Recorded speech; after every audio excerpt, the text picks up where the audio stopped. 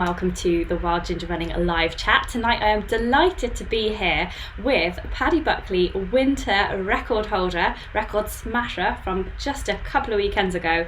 It is none other than super foul runner and running coach, Damian Hall. Woo! Hello Damian, how are you doing tonight? Hello, very good, thank you. I maybe still a tiny bit weary, but yeah, all good, thank you. Thanks for having me on. Great, that's fantastic. It's really nice of you to give up your time. I'm just going to tell people about what the Paddy Buckley round is. So it's 61 miles with 47 summits in Wales, and you broke the winter record. Why why did you go for it? Because I listened to Ian Corliss's podcast just now, and it sounds like you just had a bit of spare time and you thought, I'm free, what shall I do? I'll just go for a winter Paddy. Is that how it really works? No, that's probably not really true. I've kind of fallen in love with the Paddy over the last year or so. It's so for those who don't know, there's kind of the three big rounds: the Bob Graham round, which is the more famous one in the lakes, and then there's sort of the Welsh one and the Scottish one, and obviously Scotland's. I live down sort of on the bottom of the Cotswolds in Wiltshire. Scotland's a long way away. Wales is closer, but at the same time, I'd done the other two rounds with my good friend Charlie Sproson. Just pretty much just the two of us usually, just a big adventure, big day out, and then but we'd done the other two under 24 hours without any problems, and then we came to do the Paddy Buckley round. This is in March last year, and we couldn't get around in time. Like, there's not actually a strict deadline on that one. You don't have to do 24 hours, but it took us quite a bit longer, and partly the weather came in and so on. But we were like, oh well, that one kind of defeated us. There's something a bit different and tougher and quirkier about this one. And I just kind of, we still had a great day out. It wasn't mega disappointing.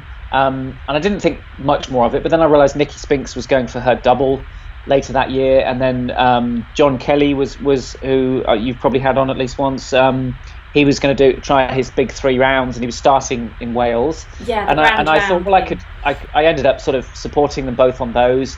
And then I was like, yeah, I'm really getting to know it and really getting to like it. And I also wrote a story for Runner's World where I sort of interviewed sort of Jasmine Paris and Nikki and Jim Mann and Martin Stone and Wendy Dodds and all these fell running legends, all about the different rounds, but mostly about the Paddy. And I just really fell in love with it because of its quirkiness. And for example, like the other two rounds you have to start in a particular place. On the Paddy, you can start wherever you like, which might sound more helpful, but it just throws your head full of ideas of what about that? It makes it almost a bit more confusing. There are 2 peaks with the same name, which could be fun if you arrange to meet someone in the middle of the night somewhere. And there's no website for it. There is for the other two, little quirks like that.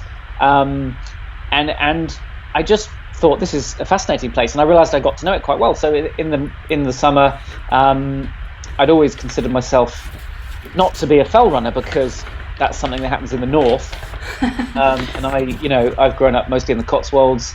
Fells it's not even a word we use down here, but I kind of this idea just popped into my head one day on a run. Well, why not you? Why couldn't you're quite fit at the moment. You know it well. So I went up one more time and ran a bit of it at kind of record pace, and kind of thought, okay, that seems encouraging. And then I just waited for a good weather window. And of course, on these rounds, as you'll know yourself as well, like getting the weather is crucial even in summer. So if you can wait for the weather rather than sort of pick a date and pray. And then of course there were like 2 terrible weeks of weather, but then suddenly there was a weather window. So I went around in the summer. I did the first 4 legs on my own, and I was just behind record pace. But luckily my friend met me on the last round, Michael Corrales, who lives up there, and he sort of politely bullied me on the last round, and we got in 11 minutes under the previous record. So wow. That was a wonderful day out, my favourite day out of the year, definitely. And it was like, oh gosh, that was all quite exciting. And then I sort of, I suppose put it to bed and got on with a couple of races for the year. And then it came to the winter, and it's kind of like, well, you don't have to hibernate in winter, but I actually really love the British winter, and I love getting out. And I kind of thought, well, there's a separate record for the winter, isn't there? And I kind of thought, well, I know it well. It's still kind of in my legs and in my head. And I guess I began plotting a winter attempt as well. And yeah, did that last week. Amazing. Well, congratulations. And I think everybody should know that you smashed that winter record 7 minutes faster than Jim Mann. So your time is 21:30. Yeah, I wouldn't say 7 minutes was smashing it. I'd say that's just sneaking in. I'd say a minute is sneaking in, like the Ramsey record, like S. Tresida's Ramsey record. Yeah. So you just snuck under Jasmine there by like a minute. Yeah. Okay, so you didn't smash it. You just kind of gently annihilated it. And your summer record, absolutely impressive again. 4 hours faster, which just shows you how different it is from winter to summer. And yes, so from Tim Higginbottom's 17:42, you've got 17:31 there in June. But I was actually writing an article for a website about FKTs and the rise of the FKT, and I think you talked a bit about this with Ian on his podcast, so we won't cover it again so that people they want to listen to both things. But I was writing it and your name just kept popping up. It was like Cape Wrath Trail with Beth Pascal, the FKT on that you got in the winter last year, and then Southwest Coast Path FKT, that was the one which kept kind of bobbing back and forth between different people as people discovered it as an FKT, but you still hold the record on that. So this is 4 FKTs now that you hold. Yeah, I've been getting a bit greedy. I guess they're just a wonderful. I'm definitely in this.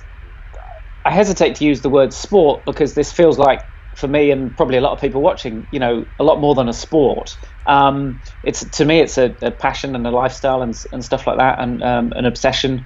But I'm definitely in it more for the kind of the adventure than the athletics side of things. If I can have an adventure where there's a bit of a athletic element, a bit of a deadline or a target to go for, then to me that's really exciting. And often you start off on these things trying to tell yourself you're just there for an adventure, and really at the back of your mind you are sort of churning the numbers, trying to see if you could be quick enough to be the fastest. And you try and tell yourself it doesn't matter as much, but I suppose really if you have put that in your head, then you are going to be disappointed if you don't. But so far I've been fortunate. But yeah, the Southwest Coast Path one was the first one, and that was probably the hardest thing I've ever done. That it was nearly 11 days. I averaged like 3 hours sleep a night to get to beat the record by Bez Berry, who had set a brilliant time. It was really hard. I mean, I was fully supported. I had 2 guys there helping me with a camper van as well.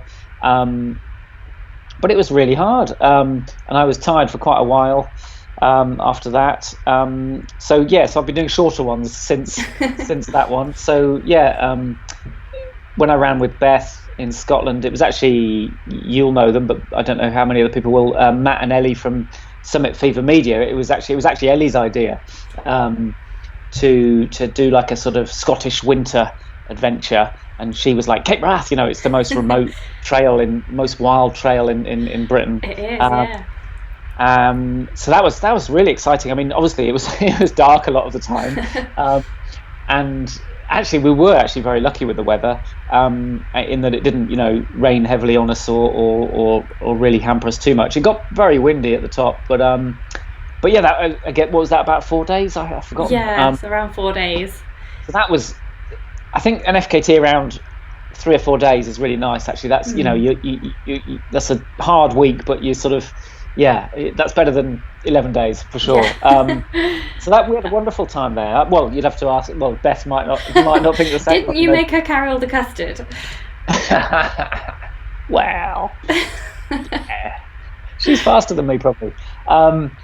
But she's definitely a useful companion, Beth, because as I think I said to Ian, not only she prefers to do the navigation, which is fine by me, and then she's also a doctor.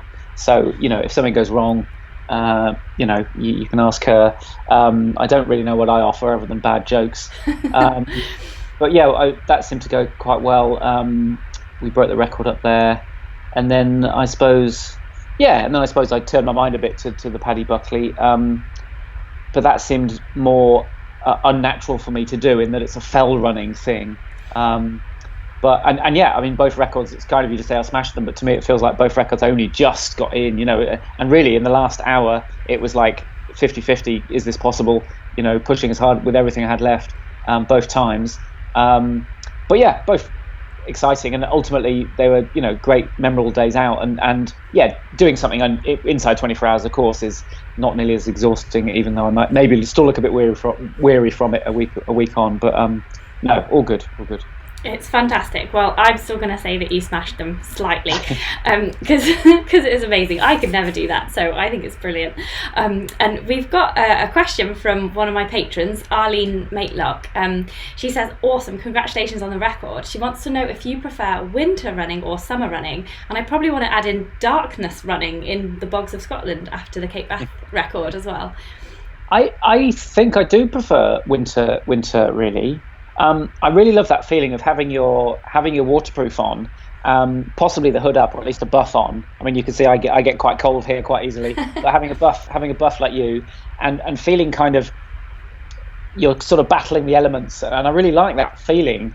And often it keeps you ticking over a bit quicker than in the summer. When it gets warm in the summer, I want to sit down and you feel lethargic and you want a drink, and I don't really want to run as much. But when it's winter and you think, got to run away from this storm, I find that more exciting, to be honest, more exhilarating. I mean, obviously the world's better if you can do all sorts, and night running is it can go either way. Like, I've definitely had some lovely night runs at UTMB, for example, when the sky's been clear and there've been stars and snow on the mountains, and the temperature's been just right, and you've got away from all the crowds and you're up in the, it's nice and quiet. Had some wonderful times like that. But then even on this recent winter, Paddy, when I went into the second sort of spell of darkness, the second night, everything became harder quite quickly. Like, suddenly, I was following these little trods that I'd been on 3 or 4 times, but in the dark, suddenly, like, where was it? And that gets frustrating if you're trying to chase a time. So yeah, if you've got this time pressure and you're close to it, then night can be frustrating. But generally, I think nighttime and winter are both kind of underrated times to run, I think. Yeah. Oh, I like that. I like that answer a lot. That's great. And just sort of continuing in your theme of having an adventure rather than just being like, right, I've got to beat this record. You're having an adventure and then beating it anyway. You said you were kind of fit anyway, just from going out and about. But do you follow any kind of training plan? Like, what's your normal week look like, just to keep you fit enough to just go, I'll just pop and do a Paddy Buckley in the next fortnight? It's a question from Leon Young, really. He says he wants to know about your training, and specifically he wants to know if you put weight in your training vest. Do you train with weight in your running pack, I'm presuming? Well, yeah, there are a few things to touch on there. I mean, I've had spells of been coach. So I'm a coach myself, and I definitely had 2 years where I was self-coached, including when I set the summer record, and I had success doing that. And then I've worked with 5 other coaches over time. Actually, I'm just really fascinated to find different ideas and see different approaches.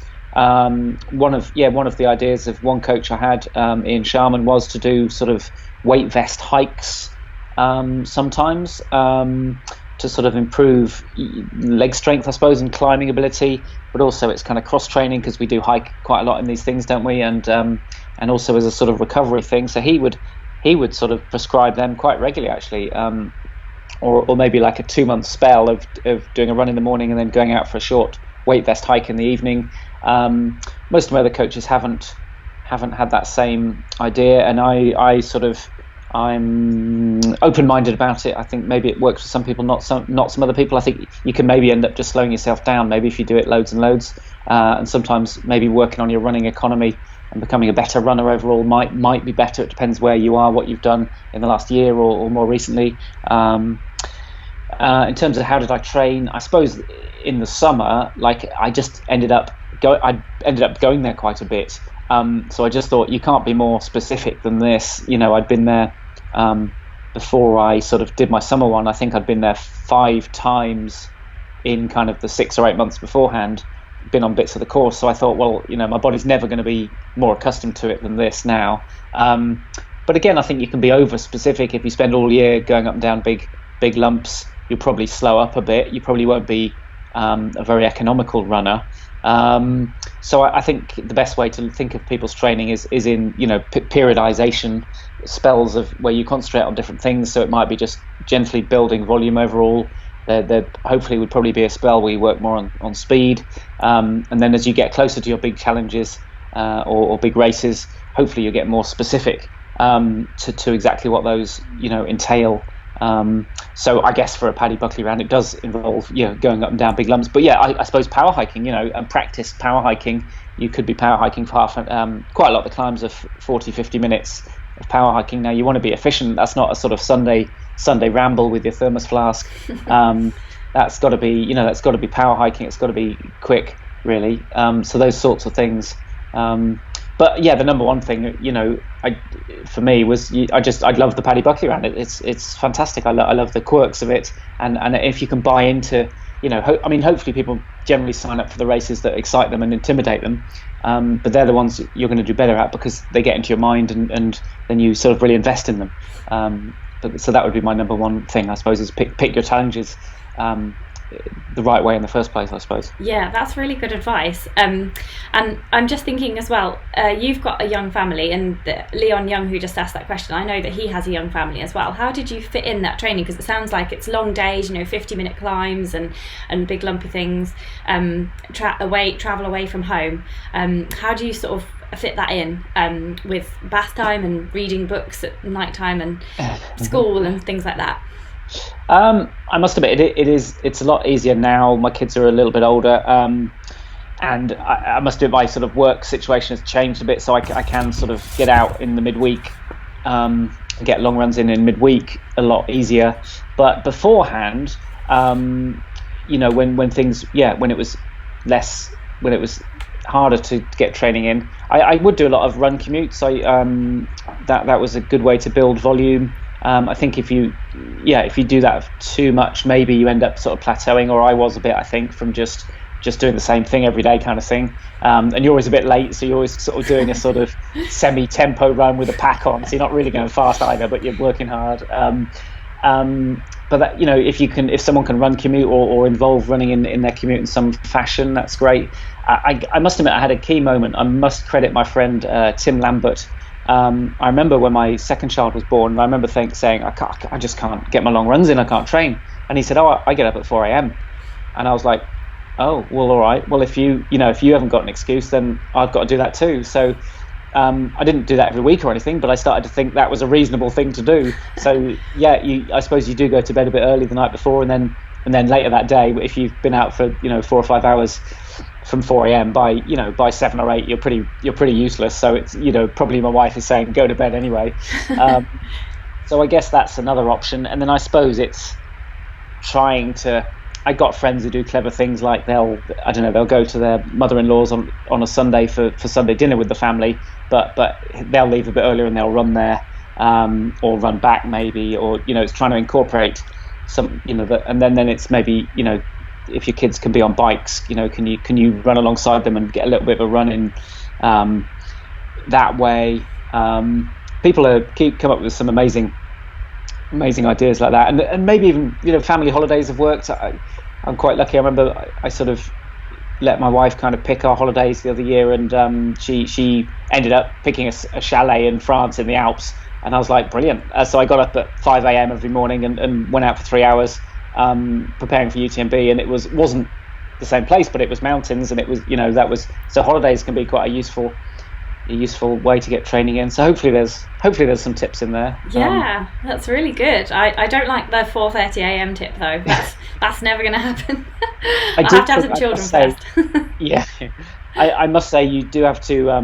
I think sleep is really important as well. I think you do have to sort of get it back later. And I especially find now, sleep's a really important part of my training. So I do. Yeah, I can't function very well if I've done something like that. I've got to get the sleep back. Otherwise people will just knacker themselves out as well. Yeah, that's true. I know Jasmine Paris does a lot of getting up early to do her long runs, and total respect for her, because it's totally working, but I don't know how she does it. Yeah, I mean, I'd say almost she's another level of motivation to train for the spine. She got up pretty much every day, I think at 5 a.m. Wow. and would go out for 2 hours, maybe more.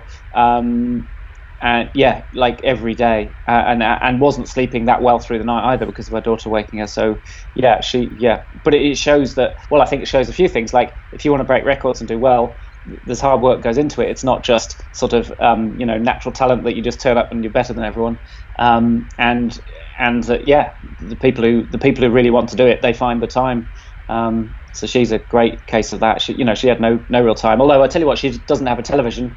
Neither do we, actually. But she, yeah. So I think that, mind you, what I do is I waste a lot of time on social media. Probably the time people are.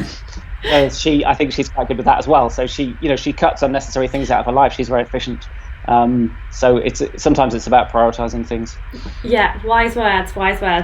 Yeah, I think I'm going to stick to the social media. I'll stick to telling people about amazing people like you guys. And so we've got some really nice comments on the live chat. I'm just going to read some to you so that you can see how much everybody is enjoying this. So Biker Bob says, I've seen Damian talk before, very entertaining. No pressure. And Paul Feely says, good evening, Claire Maxted, and everybody, and Guy Greatorex, and everybody on the Wild Ginger Running YouTube channel. And Arlene M is watching from Maryland in the US. Guy Greatorex himself says, hello everyone, this should be a good one. Helen B says, hi everyone, and congratulations, Damian. And thank you. We've got Joshua Nicholson says, well done. And Guy Greatorex says he loves your dad jokes. Do you want to hear one? Yes, definitely. All right, my favourite dad joke. Knock knock. Who's there? Interrupting cow. Interrupting cow who? Moo. That is excellent. I love that. Even my dad isn't as good as that. That's brilliant. Thank you for the dad joke. John Gardner says, the videos of you with Beth from the Cape Beth Ultra Challenge were remarkable. So a fan there. And there's a question here. Mratin Seward says, I've said in the past, like me personally, when I coach myself, I lack motivation. Like, I won't do it unless somebody else tells me to. He would like to know, is that the same for you? Like, do you have more motivation when you've got a coach telling you to do stuff? I must admit, I've never struggled for motivation. So I do find that tricky, and I coach people myself, and you can tell there are some people who just are desperate to go out, and you can tell they're disappointed when you give them a rest day, and they almost do anything to try and turn it into an activity day or a run day of some sort, or sometimes just disobey you and do a run anyway. And then there are some people who don't have that level of motivation. I tell you what I think has helped me is that I've discovered my sort of passion for trail running around the same time as I became a parent, and it meant automatically time was quite limited. So it's always been like, you got one chance today to get out. In the past it was often 6 a.m. or something. So I grabbed it, and it became a key part of my day. Whereas I do find now that I've got a bit more time, and sometimes I can choose, do I go out at 9 or 11 or 1? I'm a lot more sort of faffy, and a lot more kind of, I'll go out in a bit, and then suddenly it's like, I haven't quite got as much time as I thought. So almost having more time is almost a problem. In terms of our motivation. I don't know if that really helps anyone, but it's just an observation I've made of my own life, I suppose. No, it's helpful. I think I get that as well, because of working from home, I'm like, I could go out first thing, but my problem is that I prioritise my work over the running. So I'm always like, right, I'll write the feature first, and then I will go and do my run, and then inevitably it's like 6 o'clock, it's dark, and then Steve comes home, we have to eat some food, and I'm like, I'll do it tomorrow. That is, I think, definitely. Yeah, I think I did it about 2 years ago. I started to, even though there was no real justification for it at the time, I think I decided to say, no, my running is, selfishly, and especially for the long runs, I'd put them in my diary, and people would say, they'd offer me work, like journalism work that day, and I'd actually say, no, I can't, because I'm running. So I changed my focus. I thought, no, I'm going to be a runner, sort of thing. and that might have been a key moment in terms of how I approach my running. I don't know, but it is hard, that, is it? Yeah, but try it next week. Say, right, my run is my most important thing today. And do that first and see, I don't know, see if it works for you. Yeah, I will do that, and I think a few other people on the channel will do that. Mratin Seward says thanks for that. He is the same. His running is his me time. So yeah, he's watching and he says thanks very much for the tip. So that's great. Fantastic. I suppose we should get on with a few more questions. Oh, there is another question actually from Mratin Seward. He's one of my patrons, so I've already got his question here about the navigation on the round. Let's just talk a little bit about the round itself, because we've talked about your training and how you fit it in. Did you feel good on the attempt from the start? How did it go? And then I'll get on to Martin's question about the navigation. So we're on to kind of the winter round. So I had an exciting moment because quite early on my map blew away. Okay. It was pretty windy. I didn't actually see it blow away. My map and my schedule, I put them in the same pouch. I remember, so I took my head torch off, put it in the same side pouch as my two bits of paper there. And I remember getting into a wind shelter. It was pretty windy and cold, and I remember getting into a wind shelter and thinking, really, I should take my pack off and put my torch away properly. And then I thought, I'll do it later. I don't want to get cold. And carried on, and then went for my map, and it was gone 20 minutes later. But luckily, I know it. There are two things. I know the round pretty well now, and in daylight, it's pretty simple for me, even in mist. And if I'm honest, I also had two watches, and they had the GPX file on there as a sort of backup. So when it, in the night time, that became pretty useful. I did have some mapping devices on my phone just in case as an emergency thing, but there's something not enjoyable about running along with your phone in your hand. Now, I must admit, I don't know what other fell runners think of that. I know GPS use isn't a popular idea in some fell running circles, but the truth is that my map blew away, so I used a GPX file on my watch. I might have. I think I would have still got round fine. I don't think I would have broken the record maybe without it, because I think when it got dark, it got quite confusing once or twice. Navigation in terms of working it out. It is tricky, the Paddy. There are some tricky moments. There's an especially tricky leg where the summits aren't that big or sort of well defined or obvious, and the routes up them aren't obvious either. But I think it is an important element. But I feel like even if I used a GPX that time, I've done my dues. Like, I've been on some sections of it maybe even 7 times in the last 12 months.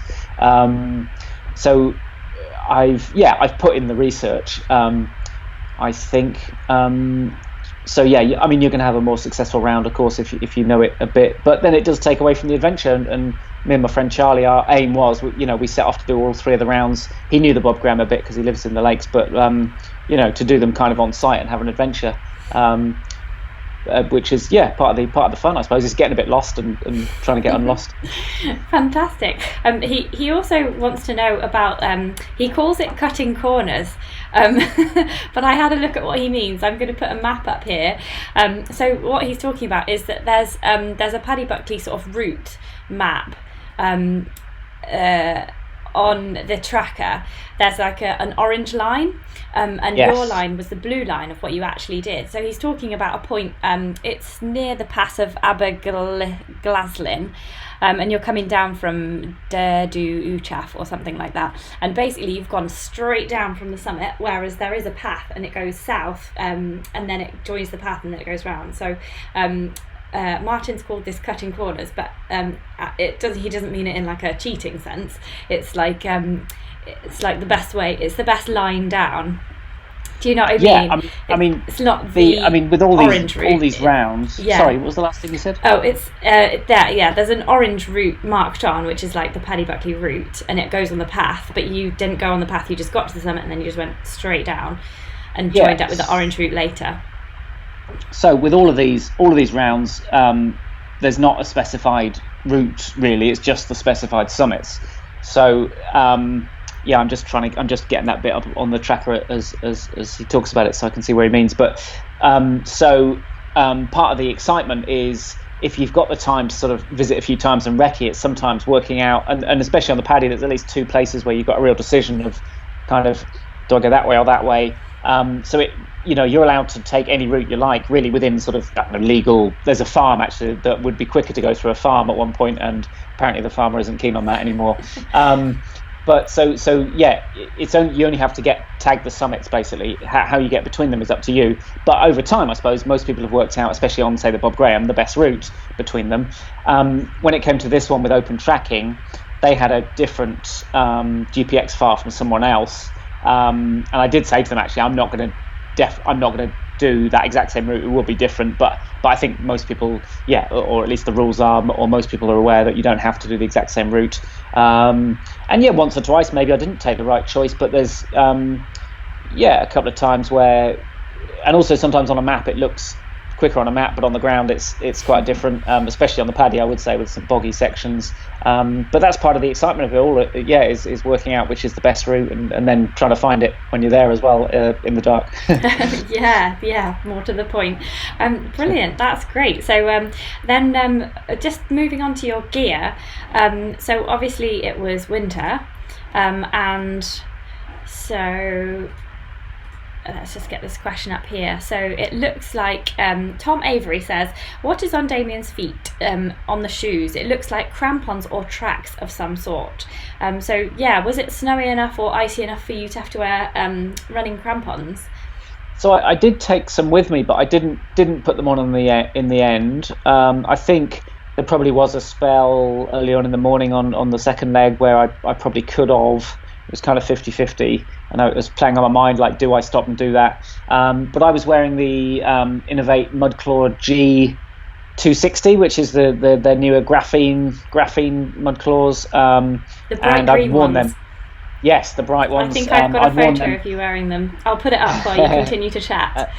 And they do have a very aggressive lug. I think it's 8 or 9 centimeters or millimeters. Centimeters. They're like this. they're like this, and I'd worn them for the summer round and supporting other people as well. So one of the things about the paddy is kind of the northern half is pretty rocky, and then the southern half is a lot more boggy. And it's kind of like if you wear a shoe that's good for the rocks, it might not grip on all the wet grass and bog.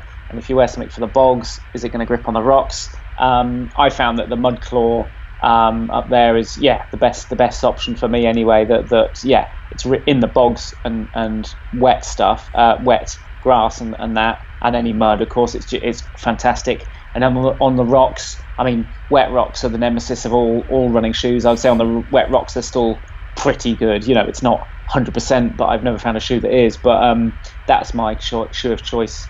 And also, although the lugs look very aggressive, they look like football boots, don't they? The Mudclaws.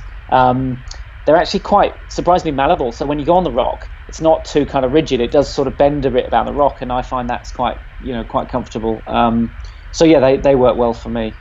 Awesome, that is great. And we have another question about kit from Guy Greatorex. He says, you're obviously sponsored by Innovate, as we can see from your top just there.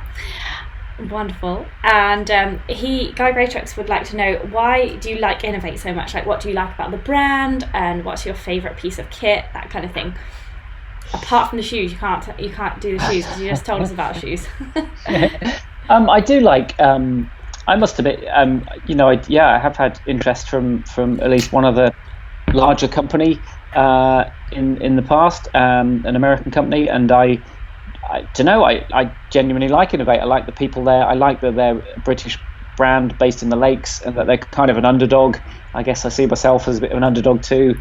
I like the way I like how hard they're working to try and make the best kit especially for British terrain, but also they do have some environmental credentials, like they're bringing out sort of recycled tops. These base layers are incredible. They're made of plastic bottle waste. You wouldn't know it at all. They're incredibly breathable. Now, of course, not everything about clothing.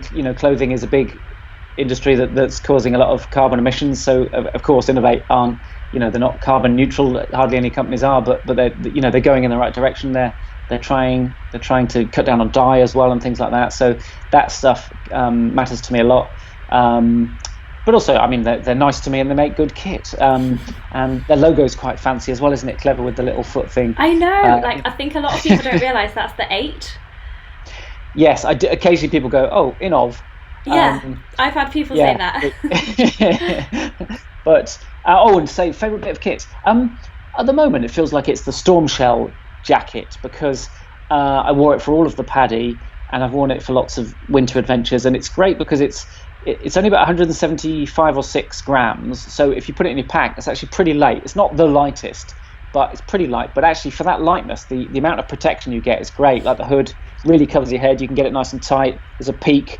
And also on the arms, it does this sort of thumb loop thing, and that actually really does make a difference when you're cold and you've only got one pair of gloves or whatever, and it's cold. That extra protection, and also around the chin, and there's a soft sort of bit of fleecy bit under the chin as well. So I just really find it's a jacket I can wear all day, feel protected, and yet it's light if you want to put it in your pack, breathable as well. So yeah, I'm a big fan of the Storm Shell jacket.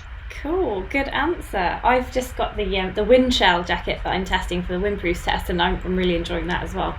Okay. Yeah. So I'll have to get the Storm Shell next. Should. And then there's a question about your watch as well. Ultra Disco Stu says, what watch were you using out of interest? This is a Sunto 9 Barrow. Now, I admit again, they sponsor me, so they sort of loan me this watch. So I wore 2, one in case I needed it for navigation, and one much more importantly, one for Strava. But I'm sort of joking, but also sort of, I had the trackers, but you do need, if you're going to run on your own, and I did all of the winter one on my own, I needed some proof. And I did check in advance with Paddy Buckley and Martin Stone that would be sufficient. Because when I did it in the summer, actually, I didn't have a tracker because I wanted to sort of do it, more privately and just secretly and have a go and see what happened.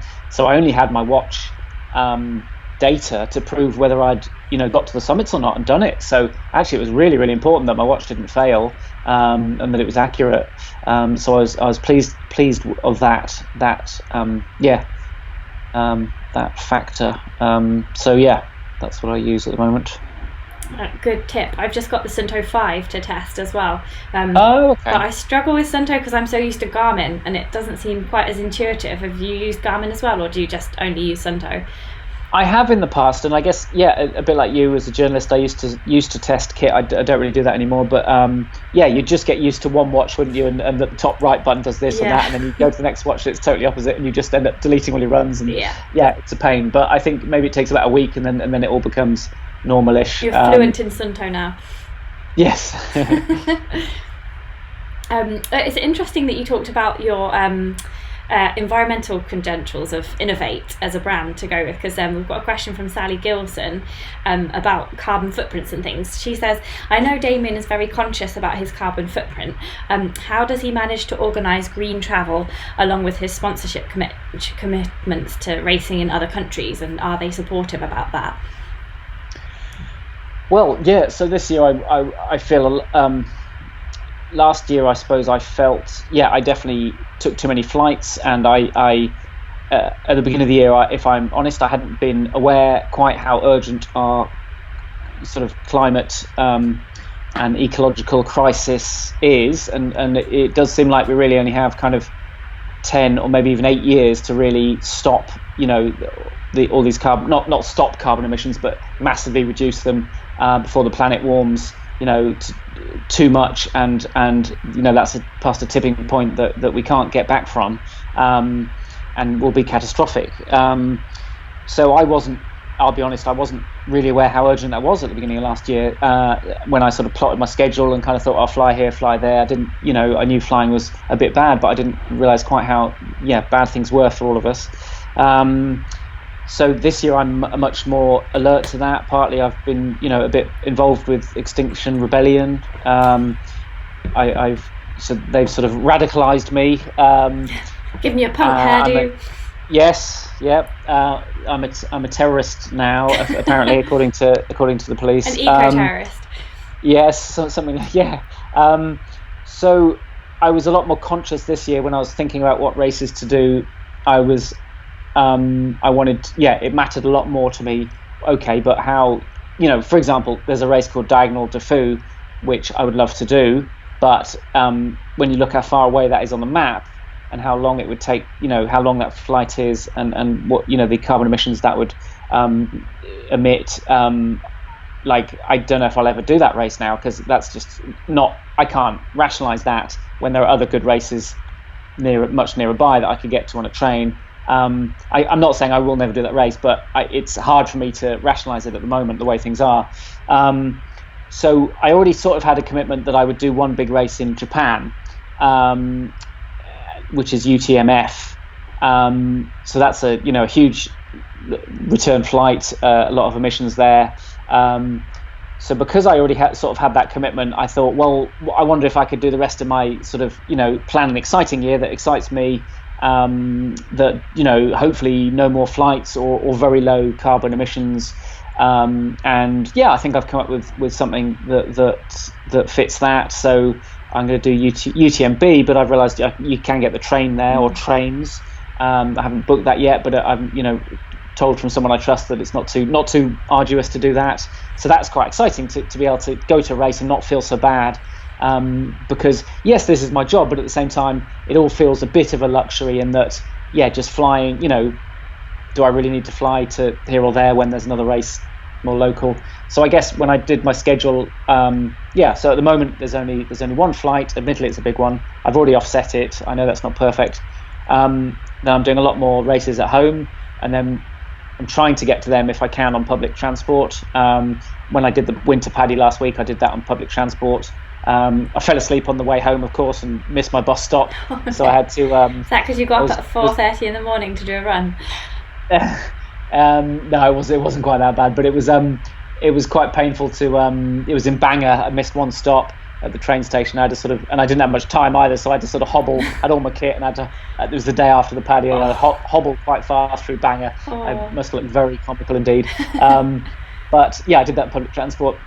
So I'm trying to just massively reduce my carbon footprint. I was just on the phone to someone today, having a fascinating conversation. He's got a company where he's going to sort of calculate people's carbon footprint and advise them on how to reduce it, which to me was really exciting. At the moment, my idea is just I've got at least two friends who have sort of carbon sequestration schemes. So I guess land with trees but they're trying to grow them and rewild them and that sort of thing. At the moment, so far, I've sort of helped them a bit, donated to them. So I haven't fully formulated my sort of structure of how I'm going to offset things, but it's quite easily done nowadays on the internet. But so I just felt like I should do more, or I could do more in that respect. But I would like to say on top of all that, because I don't want to make people feel guilty or like I'm trying to preach to them. I really think it's governments have to make these big systemic changes, really urgently. I think it's great if individuals want to do things, but don't beat yourself up about it too much, because you're better off, I think, putting energy towards pressurising, whether it's your local MP or joining people like Extinction Rebellion or other groups to pressurise politicians, because there's a lot of inactivity despite the urgency of our situation. But that's probably enough time on my soapbox. But thank you for letting me talk about that. No, it's just really interesting. I asked the same question to Emily Forsberg just before Christmas, and she was saying that she was seriously looking at her race calendar and saying, could she do, spend 1 month here in the same place, or fly to one place and then get the train to other things, and do things in blocks rather than keep flying out and back. She thought it was a really interesting issue too. And she says she's doing what she can, but at the same time, she also, like you, recognises that it's a global thing, and it's I kind of think like it's more like frequent flyers, isn't it? People who fly to New York every week for business meetings, rather than us guys who maybe take one flight per year, if that.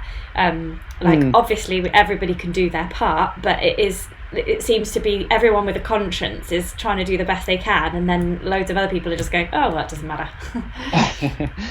Yeah, there is some of that. That's kind of why I'm saying people shouldn't get too upset or too wound up. And also the travel thing, obviously that's an aspect of it, but scientists are telling us that actually your diet probably has more effect, depending on how much you fly, but like has more effect. So I mean, I've only recently given up sort of beef and lamb. I honestly can't look at them and eat them now. Like I feel, I like cows and sheep, and I feel bad that I've sort of, I don't know, I sort of almost demonize them in my head now, but they're such big carbon emitters that I personally can't bring myself to eat them anymore, and I've sort of pretty much cut out dairy. Well, that's sort of an ongoing thing because it's quite a dramatic thing to do, and I'm speaking to sports dietitian Renee McGregor a little bit to make sure I sort of, I suppose, stay healthy and stay fit while I do that.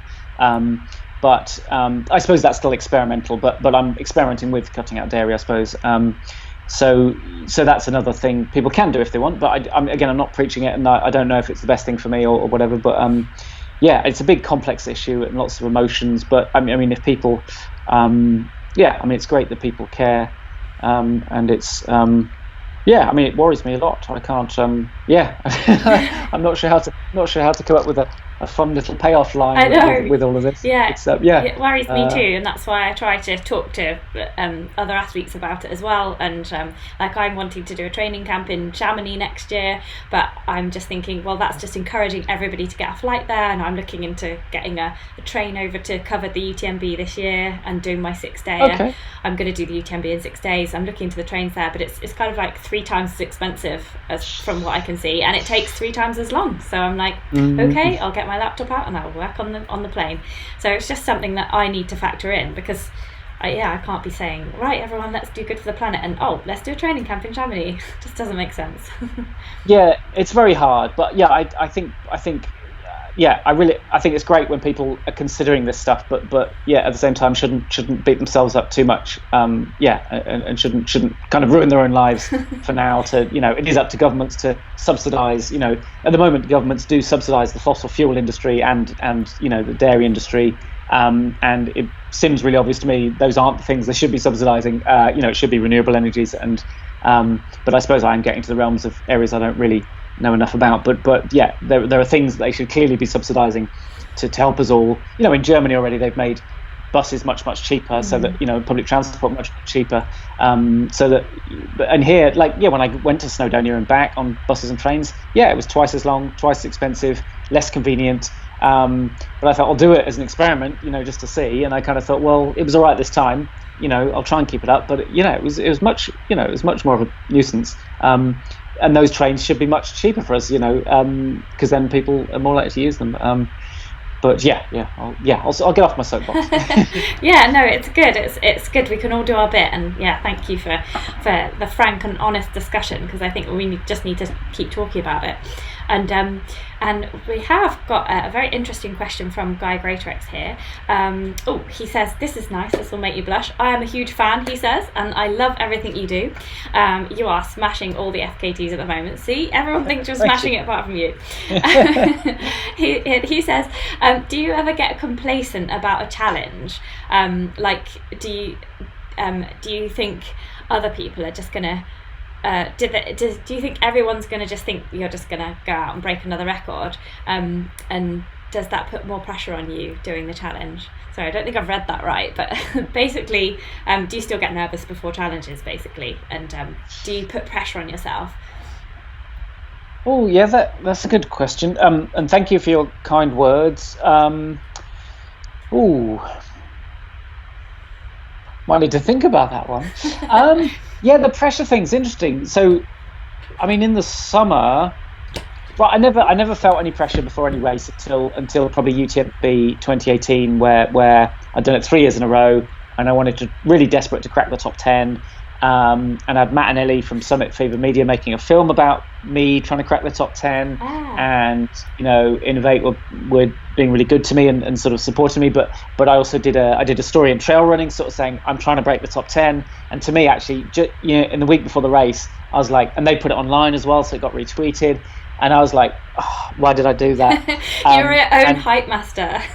Yes, I'd done it all myself, and people, especially British people in Chamonix, were coming up to me or shouting across the street, all really supportive, but going top 10, and actually it was doing my head in, because it was like, it felt like people thought I was just going to be top 10. It was just that easy sort of thing, I wouldn't say doing my head in, sorry, and I don't want to sound like I'm ungrateful at all. I'm so grateful of all the support I get, online and at races.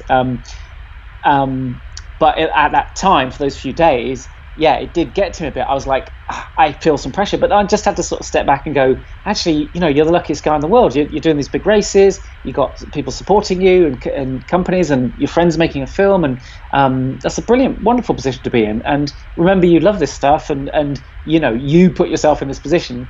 So I managed to relax just in time, I think, and it went all right. Right. I must admit, and I just need to interject here. Damian came 5th at the UTMB in 2018. Major congratulations. And I was just so hyped because I've seen you from your whole career. You first started running pretty much when Trail Running Magazine, when I co-founded that back in year 2010. And you were like, oh, can I write stuff for you? And I was like, yeah, write stuff, blah, blah, blah. And then you've turned yourself into this amazing mountain runner. And you used to be a hiker and you used to play football. And I just loved watching that progress because it's so inspirational to think that anybody who's quite fit and has a good outdoor background can just go on to do great things. So I just want to just be your hype master for the coming 5th at the UTMB 2018 because it's just fab and you can't say anything, you can't take that away from you. Well, thank you. That is very, very kind of you. That was it was a big, exciting moment. But that was the first time I think I felt some pressure. And then last summer I'd gone over to America to do a ticket race to try and get into the Western States, and obviously I couldn't have done that without Innovate sort of helping me. And it's not cheap to get to America, and that race didn't go so well. So I came back with my tail between my legs and feeling, for the first time, it was the first time, I suppose, not the first time a race hadn't gone well, but I really felt like, I felt bad. And it was around that time, I was like, well, what do I do now? And it was around that time I started thinking about doing a Paddy. But I honestly, I didn't want people to know. I wanted it to be a kind of secret thing. And I felt so much happier just sort of starting off. I think only 3 people knew, including my wife, that I was going to have a go at the record sort of thing. So I honestly felt so much more relaxed and so much happier. And then when it was sort of done, it was like, that was nice. And then for the winter one, I was kind of in two minds. I sort of didn't mind. And Lee at Innovate, who's my sort of contact there, and tries to, he has to try and promote these things, of course, because, if there's a win of some sort, then, obviously Innovate want to be, reflected in that and stuff. He was kind of saying to me, do you want us to promote it beforehand or not? And admittedly, I was like, at first, I think I said, do you mind if we don't? Do you mind if I just sort of start off and then you can sort of tweet it as we go or whatever? And then actually, for some reason, the day or two before, I felt really relaxed and was like, I don't mind. I changed my mind and sort of said, why not, write something about it? And I think I put it on Instagram or whatever. And if I'm honest, I suppose the answer is it comes and goes a bit in terms of feeling pressure. But actually, the question was more about complacency, wasn't it? When he said complacency, or when you said complacency, what if I'm totally honest with you? On the winter round I just did, there were several hours in the middle where I got complacent with the record. I had lost my schedule, so I couldn't be sure how close I was to the record. And that's how you were pacing yourself. Was that how you were pacing yourself using that schedule? That we had a question from Chrissie. As you'll know, it can be really detailed, and it should be about 18 minutes to that next peak if all going as well, and then it's 20 minutes to the next peak. And if you keep on that schedule, then you're going to finish at this time. So it really helped if you're on that schedule. It's really helpful, or even if you're just 10 minutes behind or 10 minutes ahead. But that totally went. Now I did actually have a copy of it on my phone. I've taken a photo as a backup, but I didn't want to be just looking at my phone all the time. So I basically got a bit blasé, if I'm honest, about the record, and I kind of thought, well, I've got a couple of hours, spare in my pocket, sort of thing. And then after a while, I was recalculating and then going, oh no, I haven't really got much time at all now. So I did, for quite a spell, I was quite complacent in that respect, but also I was just enjoying myself. I was having a good time, but if there's part of me regrets, if I was a more focused person, maybe a more sort of, right, you know, I'm going to smash this record. You know, maybe I'll be a full 8 minutes ahead of it. Who knows? Yeah, maybe next time. Hey, next time. Have we got time for a couple of questions, just quickly? Stephen Hall wants to know. That's my husband. He wants to know how long it takes you to recover afterwards from these big challenges.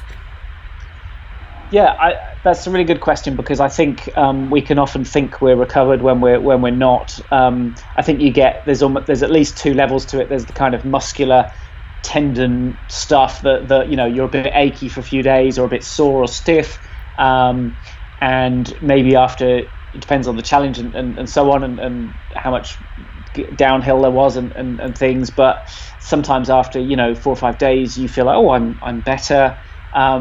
But then you might go for a run and it all feels really hard, and you realise, you know, internally your energy, your whole sort of system, your general fatigue and energy levels are still, you know, below what they would normally be. So I would never sort of say, oh, it takes me a week to recover from UTMB or something. And also you might recover quite well one time and the next time not so much, for various reasons, and often travel comes into it as well.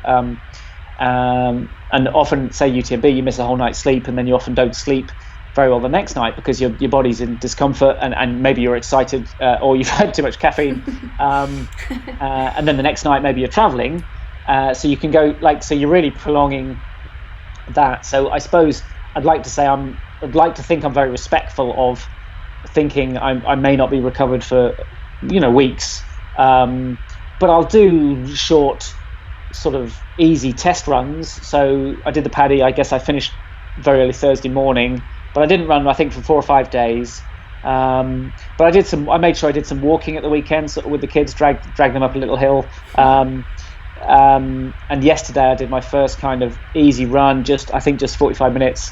And yeah, I felt a bit rusty, like physically. But then today I went out and actually I felt fantastic.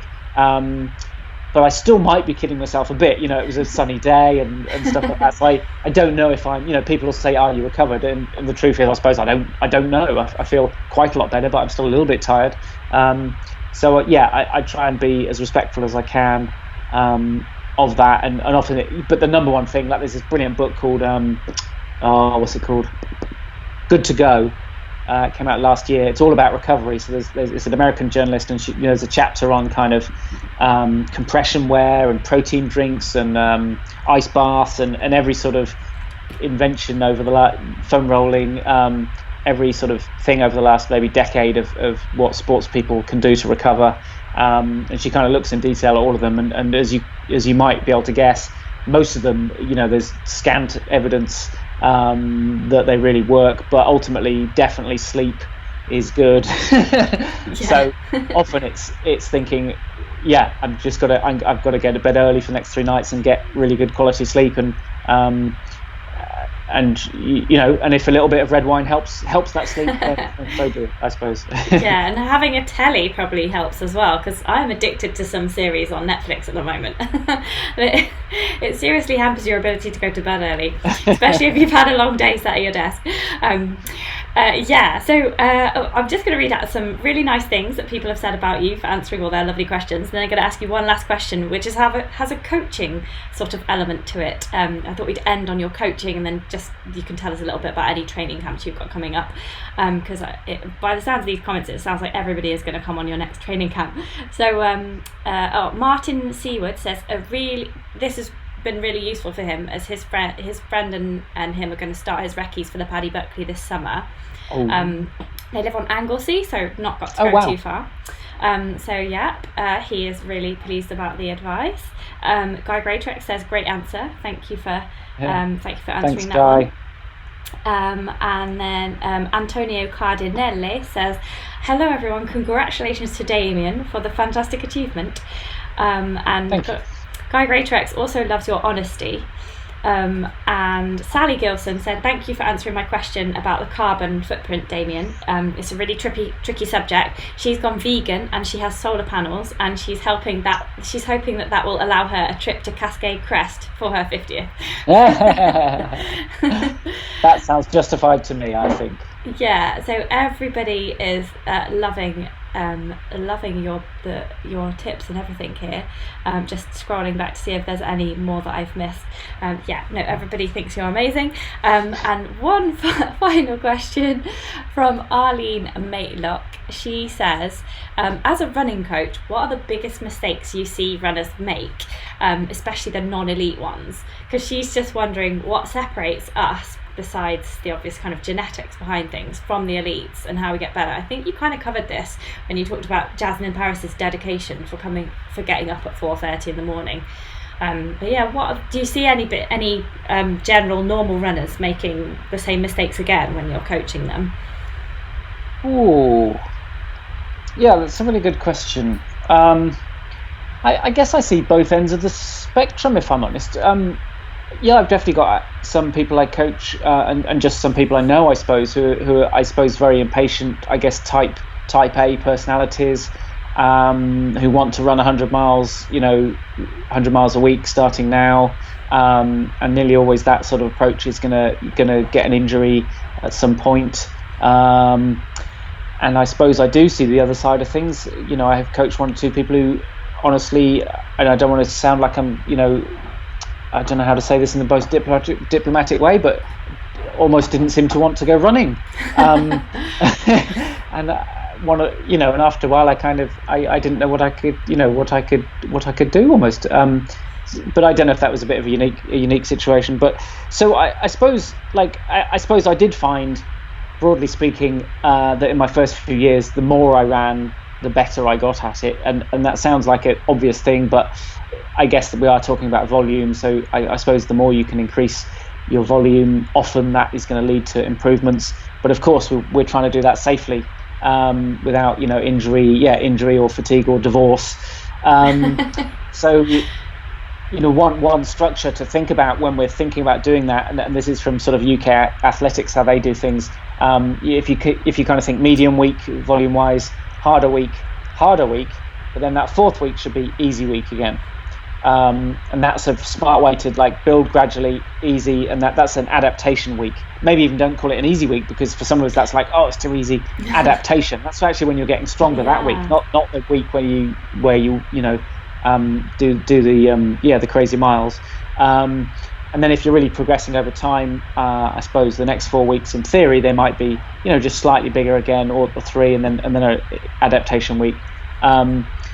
That can be a smart way. I think nearly everyone is smart to have at least one day off a week. I've had spells where I've run every day, and then I'm back now having one day off a week, and I honestly couldn't.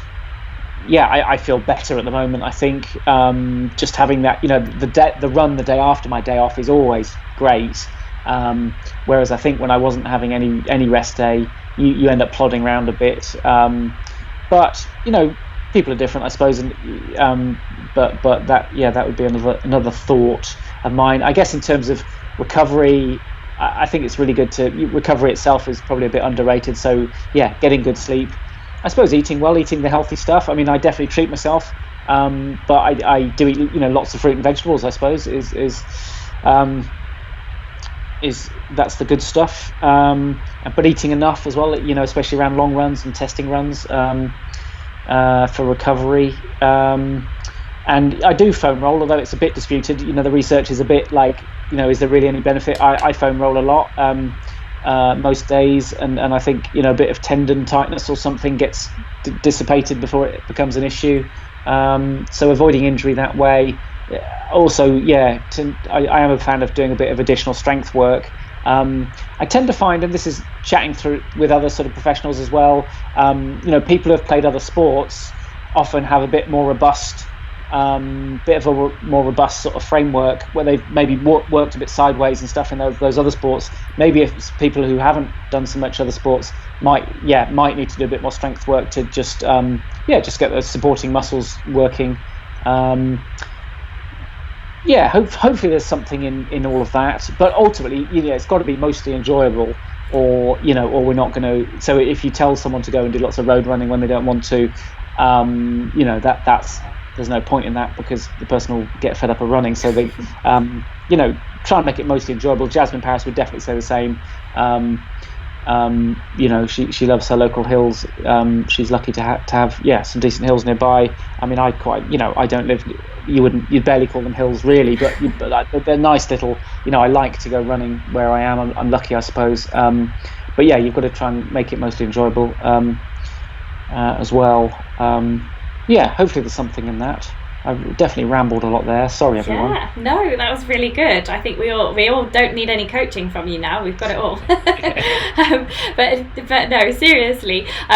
So you're doing the UTMF in Japan this year, and you're doing the UTMB. There's your biggie. So we can all follow you on Instagram for that, or whatever social media people prefer. But you do run some training camps from time to time. Do you want to tell us of anything people can sign up to learn more about the Damian Hall way? That doesn't just involve eating tunnocks, tea cakes, and jelly babies. Yes and no. I have, I think 3 times now, I've teamed up with Shane Benzie, who's the technique guru, who I think you've had on once. Yeah, hoping to get him on again in a couple of weeks. I think he's going to come on the 29th. Is there a 29th of February? Maybe this year. 26th of February, he's going to be on. Yes. Great. Managed to get him. Good. Well, you've done better than me, because the 2 of us, I think we've put on 3 weekends or individual days in the past. Sort of a good combination of, they get all the technique work with him, and I can tell a few dad jokes. Yeah. I'd pay for that. And they all sold out. They all seemed popular, but we're just struggling to find some good dates this year where we can put on more. So we might have to wait till the autumn. He's incredibly busy at the moment. I think he's got a book coming out and films coming out and stuff like that. And I'm ultimately busy sort of racing as well. So we've struggled. We really wanted to get something on, something in the spring and something in the summer and something in the autumn. And there seemed to be demand for it. But yeah, we're really struggling for dates. So I think there'll definitely be something in the autumn. If people can, I suppose, be patient and bear with us, and I suppose also drop me a line. I think if you're extra keen. Last year we did like a whole weekend in the Brecon Beacons, which seemed to go well, and then we did separate days. I think 3 times now we've done individual days in Goring, where he lives, which is quite accessible. There's a train station and so on, and we just do a 1-day thing. So we'll try and we'll definitely be doing more. So I suppose it's definitely something we'd announce on our social media. So if you're following one or both of us, you'll find out. So there will be something. Something is coming. Brilliant. Yes. Well, thank you for that, Damian. It's been so lovely to talk to you. And I would just like to read out some nice things that people are writing. Ultra Disco Stu, whose question you answered, he said, "Brilliant interview, super good to hear from you, Damian, and thanks, Bob Ginger." So that's great. Thank you. Arlene M says, "Great interview, thanks." Abby Norman says, "Yeah, it's been great and so varied. Thanks, Damian. Such a lovely manner and so easy to listen to." Gosh, thank you very much. And Up to the Summit says, "Here's a dad joke for Damian." Okay, I've got to read this to you. I hope you weren't wanting to go to bed anytime soon tonight. What makes Edam different? I don't know. What does make Edam different? Because it's made backwards. That's terrible, isn't it? Yeah, but terrible is good. That's the thing. Yes, terrible is good. Because it's made back. I'm going to do that on my kids in the morning. Yes. That's great. Thank you very much. Who said that one? Sorry. Up to the Summit. Someone called Up to the who? Yeah, people don't always have their real names as YouTube names, so he's called Up to the Summit. Thank you, Up to the Summit. That's brilliant. I'm not sure what his real name is. He might type it here in a minute. Okay. And Guy Greatorex says, "One of the best guests ever. Thank you." So that's good. And Brian O'Grady says, all round a good sport, thanks to you both. And Graham Guy says, I could not agree more, Guy. So, it's just, there's loads of man love going for you tonight, which is amazing. You're all very kind, thank you. Yeah, but yes, thank you so much, Damian. I think I told you that it'd be 40 minutes, and I've kept you for an hour and 9 minutes. so I better leave you to your evening, but thank you so much for all those tips and advice.